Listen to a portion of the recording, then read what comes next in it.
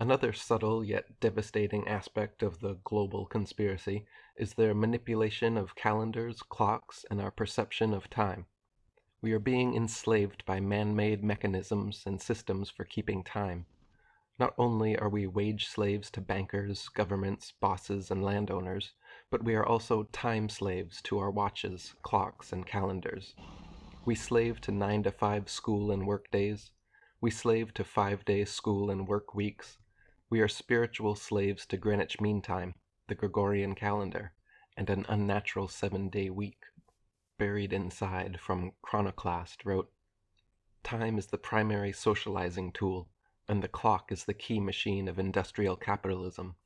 The imperialism of space and material is everywhere evident, but the imperialism of time is a shadowy beast. What is of direct concern is how time is perceived, controlled, exploited, manipulated, institutionalized, and internalized. If we do not understand time, we become its victims. One thing remains apparent. Time politics are power politics. Every sundial, watermill, calendar, week cycle, social policy, and temporal monument has served a particular interest and ideology.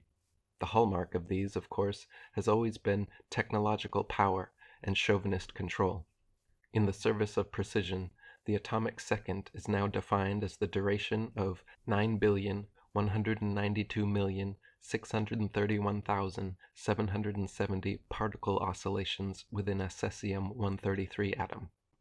If you follow the sun and moon to keep track of time instead of clocks and watches, many things change. If stores open at sunup and close at sundown, managers cannot anally enforce punching time cards.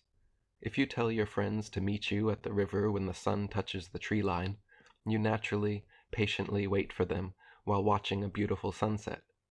If you tell your friends to meet you at the mall at 7:30 p.m., then you must constantly look at your wrist or the wall, watching a series of cumulatively frustrating numbers.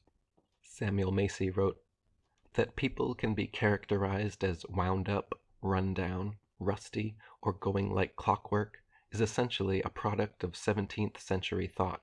It implies not only that their work may be accurately measured, but also that their motions can be studied. Given proper incentives, they will follow predetermined and appropriately mechanical patterns. When indoctrinated into meaningless calendars, like the Gregorian and Julian, wristwatches, 9-to-5 workdays, and 5-day work weeks, people most certainly do follow predetermined, mathematically calculable patterns and tendencies. We like to have a drink after work. We like to watch a movie at the weekend. We like coffee in the mornings. We buy flowers on Valentine's Day, and so on. Our tendencies can be calculated and exploited by elites. Those who exist outside the constraints of time wage slavery have all the time and money they need to perform studies, hire psychologists, lobbyists, and advertisers to further their gains. Time is money, so they say." Jeremy Rifkin wrote, "In hierarchical time culture, status is often delineated in terms of how valuable a person's time is. The time poor are made to wait, while the temporally privileged are waited upon." Jose Arguelles wrote, "Gets us back to the theme of time is money. No wonder time is money is ingrained into our consciousness and culture, and that seems to be the main purpose of the calendar we use, to keep track of our accounts, pay our bills, and set up our appointments. We might not think about it this way, but the calendar we use programs us to use it the way we do. But are all calendars like this one? Nothing more than an arbitrary program to take care of business? What about the sun, the moon, and the stars? Okay, let's keep this one point in mind. A calendar is a programming device. It programs the culture, the people, the society that uses it.